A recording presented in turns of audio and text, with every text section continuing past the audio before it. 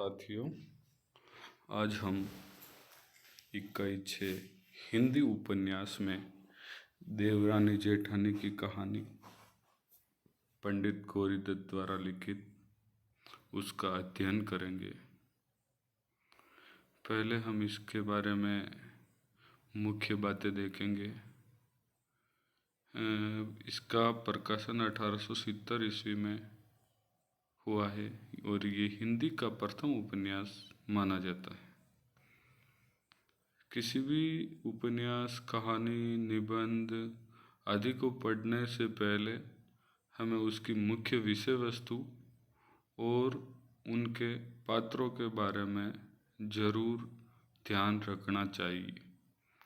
बहुत सारी बार क्या होता है मित्रों कि किसी उपन्यास, कहानी आदि के पात्रों के बारे में, उनके पात्रों की विशेषताओं के बारे में भी प्रश्न पूछ लिया जाता है और काफ़ी बार परीक्षा में आ जाता है कि इस कहानी या इस उपन्यास के पात्र है, उनमें से 3 पात्र दे दिए जाते हैं या कौन सा नहीं है या कौन सा है। तो कहने का तात्पर्य ये है कि हमें पात्रों के बारे में भी विशेष रूप से ध्यान रखना चाहिए। तो इस देवरानी जेठानी की कहानी उपन्यास में मुख्य पात्र कौन कौन से हैं? सर्वसुख अग्रवाल बनिया है, इसी के इर्द गिर्द कहानी चलती है। मुंशी टिकट नारायण ये शहर के एक अमीर व्यक्ति है और हर सहाय काबली ये भी शहर के एक अमीर व्यक्ति है। सर्वसुख बनिया है, उसके 2 पुत्र है और 2 पुत्रियां है। बड़े बेटे का नाम दौलत राम है और छोटे बेटे का नाम छोटे लाल है। इसकी बड़ी बेटी का नाम पार्वती और छोटी बेटी का नाम सुखदेई है।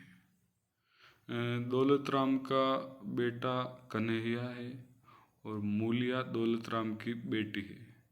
नन्हे, जिसको लोग प्रेम से कहते हैं, ये छोटे लाल का बड़ा बेटा है और मोहन छोटे लाल का छोटा बेटा। देवरानी छोटे लाल की पत्नी का नाम है और जेठानी ज्ञानो ये दौलत राम की पत्नी का नाम है। इस देवरानी जेठानी की कहानी उपन्यास के मुख्य विषय है। ये घर घर की कहानी है। इसमें स्त्रियों में मतभेद के बारे में बताया है कि किस प्रकार से स्त्रियां छोटी छोटी बातों के लिए लड़ाई झगड़ा करने को आतुर हो जाती है और किस प्रकार से एक दूसरी औरत से जलन पैदा होती है, इसके बारे में भी इसमें बताया गया है। देवरानी जेठानी के रिश्तों का वर्णन है। भाई भाई में पनपता बैर है। बंटवारा किस प्रकार से होता है, इसका भी इसमें अध्ययन होता है।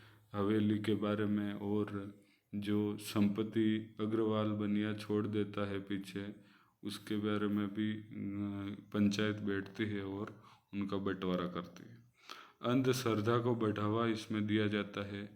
जब जेठानी बीमार होने पर टोने टोटके करती है और इस प्रकार का वर्णन भी इसमें आता है। लालची और स्वार्थी रिश्तों का वर्णन है। माँ बाप का प्यार इसमें देखा जाता है। किस प्रकार से माँ बाप अपने लड़कों लड़कियों को प्यार करते हैं। एक कुटुंब की संपूर्ण कहानी का इसमें वर्णन हुआ है और स्त्री शिक्षा का भी इसमें जोर दिया गया है। जो देवरानी है वो पढ़ी लिखी है, जेठानी अनपढ़ है, तो किस प्रकार से इसमें स्त्री शिक्षा का वर्णन है ये भी देख सकते हैं हम। और जो बनिया है सर्वसुख अग्रवाल, उसकी जो बेटी है उनको भी पढ़ने के लिए भेजा जाता है, तो ये भी एक तरह से स्त्री शिक्षा को बढ़ावा दिया जाता है। अब हम इसके विस्तार से इसका सारांश देखेंगे। ये नोट्स मैंने खुद ने बनाए हैं और मैं चाहता हूँ कि आप सबको भी इसका फ़ायदा मिले। तो देवरानी जेठानी की कहानी का सारांश हम देखें तो मेरठ में सर्वसुख नाम का अग्रवाल बनिया था। उसके पास धन दौलत आदि सब कुछ था।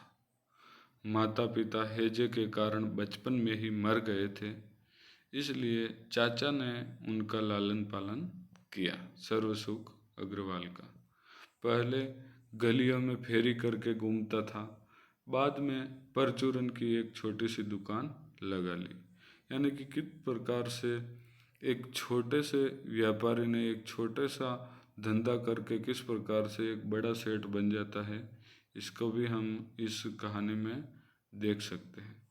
सर्वसुख के 2 लड़कियां हुई। बड़ी का नाम पार्वती और छोटी का नाम सुखदेई होता है, तथा सर्वसुख के 2 लड़के भी होते हैं। बड़े का नाम दौलतराम तथा छोटे का नाम छोटेलाल। बड़ी लड़की का विवाह दिल्ली में हुआ तथा छोटी लड़की की मंगनी बंशीधर कबाड़ी के यहाँ हापुड़ में हुई। बड़ा बेटा दौलतराम पिता के साथ दुकान जाने लगा। वह छोटी बेटी सुखदेई मिश्रानी से देवरानी पढ़ने लगी। छोटे लाल मदरसे में पढ़ने लगा। तो किस प्रकार से पढ़ाई के बारे में भी यहाँ दिखाया गया है, पढ़ाई का महत्व दिखाया गया है। लाला जी ने दोनों बेटों का विवाह कर दिया। छोटे बेटे की पत्नी पढ़ी लिखी थी। वह बड़ी बहू छोटी बहू से ईर्ष्या करती थी। ये देखिए, जब छोटे बेटे की पत्नी पढ़ी लिखी होती है तो उसी की जेठानी उससे ईर्ष्या करने लगती। बड़ी बहू ननंद वह अपनी देवरानी का प्रेम देखकर जलती थी। छोटी बेटी सुखदेई का गोना कर दिया, अतः ससुराल चली गई। छोटे लाल व उसकी पत्नी दोनों में बड़ा प्रेम था।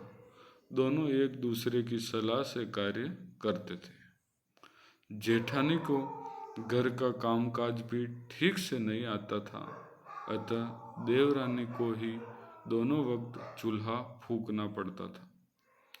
सुखदेई ने घर पर चिट्ठी भेजी तो छोटी बहू ने पढ़कर सुनाई व उसका जवाब भी लिखकर भेजा। सुखदेई अपने ससुराल से जब चिट्ठी भेजती है तो ये छोटी बहू है वही पढ़ती है और उसको अपनी सास को सुनाती है और वापस जवाब भी लिखती है। इस पर भी जेठानी ने ईर्ष्या पैदा हो जाती है जेठानी के मन में। एक दिन देवरानी ने जेठानी को कुछ सीख दी तो दोनों में बहुत लड़ाई हुई। बड़े बेटे व बहू को पृथक कर दिया गया। बड़े बेटे के यहाँ बेटी पैदा हुई तथा छोटे बेटे के यहाँ बेटा पैदा होता है। जब छोटे बेटे के यहाँ बेटा पैदा होता है तब बड़ी बहू जो जेठानी है उसको बहुत ईर्ष्या होती है। बड़े बेटे दौलतराम की पत्नी बीमार हो गई। वो माँ बेटी दोनों की आंखें दुखने लगी। दोनों ने परहेज नहीं किया, वह बीमारी बढ़ गई। अंधविश्वास में आकर दवाई डालनी भी छोड़ दी। बेचारे दौलतराम को ही चूल्हा फूंकना पड़ा। जब बीमारी बढ़ जाती है और अंधविश्वास में आकर माँ बेटी दोनों आँखें की दवाई डालना ही बंद कर देती है तो और समस्या बढ़ जाती है। किस प्रकार से यहाँ अंधविश्वास के बारे में भी दिखाया गया है। किसी तरह दोनों की आंखें ठीक हुई। छोटे के बेटे को नन्हे कहकर पुकारने लगे। दौलतराम के यहाँ एक लड़का पैदा हुआ। छोटे के यहाँ भी दूसरा लड़का हुआ, उसका नाम मोहन रखा गया। मुंशी सर्वसुख की मृत्यु हो गई। वह 6 महीने बाद उनकी पत्नी भी मर गई। और ये देखिए, सर्वसुख बनिया जो था इतनी मेहनत से एक रुपए पैसे कमा के इकट्ठा करके गया, लेकिन 6 महीने के अंदर दोनों पति पत्नी की मृत्यु हो जाती है। और किस प्रकार पीछे संपत्ति के लिए लड़ाई झगड़े होते हैं, पंचायत बैठकर उनके मामले सुलझाते हैं और बंटवारा करते हैं। तो बंटवारे के बारे में भी इस उपन्यास में हमें देख सकते हैं किस प्रकार बंटवारे होते हैं। और बंटवारे के लिए भाई भाई में बैर लड़ाई झगड़े होते, इसका भी इसमें वर्णन हुआ है। दोनों भाइयों के बीच पंचों ने बंटवारा कर दिया। वह बड़ा बेटा दूसरी हवेली में चला गया। मुख्य हवेली छोटे को व परचून की दुकान बड़े बेटे को दी गई। इस प्रकार से ये उपन्यास है जिसको आप अच्छी तरीके से यहाँ से पढ़ के समझ के और परीक्षा में अधिक से अधिक अंक प्राप्त कर सकते हैं। मुख्य विषय वस्तु के बारे में एक बार फिर से नज़र डाल दें, क्योंकि यहाँ से काफ़ी ज़्यादा मात्रा में बहुत बार देख सकते हैं कि विषय वस्तु से ही प्रश्न पूछ लिए जाते हैं। तो एक बार दोहरान कर लेते हैं। देवरानी जेठानी की कहानी में घर घर की कहानी है, स्त्रियों में मतभेद है, देवरानी जेठानी के रिश्तों का वर्णन, भाई भाई में पनपता बैर, बंटवारा, अंधश्रद्धा को बढ़ावा, लालची और स्वार्थी रिश्तों का वर्णन, माँ बाप का प्यार अपनी संतान के प्रति, और एक कुटुंब की संपूर्ण कहानी का चित्रण, और स्त्री शिक्षा। इस प्रकार से पंडित गौरीदत्त द्वारा लिखित ये उपन्यास देवरानी जेठानी की कहानी का हमने अध्ययन किया। यहाँ से ध्यान रखना, ये इसका प्रकाशन वर्ष पूछ सकते हैं 1870 ईस्वी, और ये भी पूछा जा सकता है कि हिंदी साहित्य का प्रथम उपन्यास कौन सा माना जाता है, तो देवरानी जेठानी की कहानी।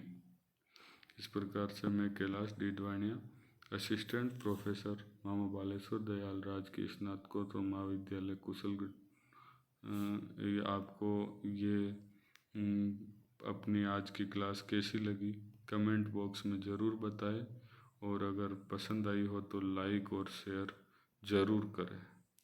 इसी प्रकार हम हिंदी साहित्य का भी अध्ययन करेंगे, और नेट का संपूर्ण नेट सेट जेआरएफ का संपूर्ण कोर्स हम यहाँ इसी चैनल के माध्यम से करने वाले हैं।